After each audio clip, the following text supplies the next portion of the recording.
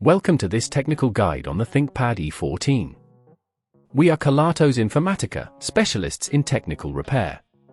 We collect your device from your doorstep, carry out a free diagnosis, and send you a quote before any repair. No phone calls, no trips to the shop. We are based at Calle Joaquín María López 26, Madrid. Convenient, transparent and professional. Link in the description. If your ThinkPad E14 won't turn on, it can be quite frustrating. This issue might stem from a faulty power supply, a dead battery, or even a failed motherboard component. If left unattended, it could lead to further damage, making repairs more complicated and expensive. Now, let's gather the necessary tools for this repair. You will need a small Phillips screwdriver, a plastic prying tool, an anti-static wrist strap, and a replacement battery or power supply, depending on what we find during our inspection. To begin the repair, turn off the device completely and disconnect it from any power source. Next, flip the ThinkPad E14 over and locate the screws securing the back panel.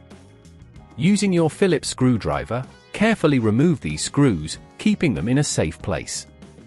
Gently use the plastic prying tool to lift the back panel off, being cautious not to damage any clips or connectors. Once the back panel is removed, you will see the internal components of the laptop.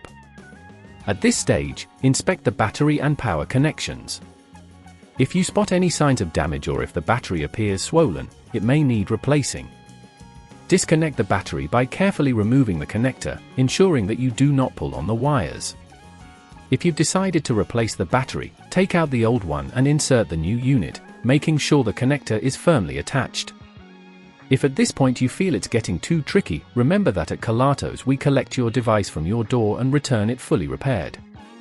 After replacing the battery, it's time to reassemble your ThinkPad. Align the back panel carefully and press down until it clicks into place. Reinsert the screws, ensuring they are tightened securely but not overly so, to avoid damaging the casing. Once everything is back together, connect your laptop to the power source and attempt to turn it on.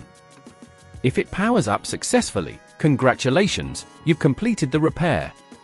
To prevent this issue from recurring, make sure to keep your device clean and avoid exposing it to extreme temperatures.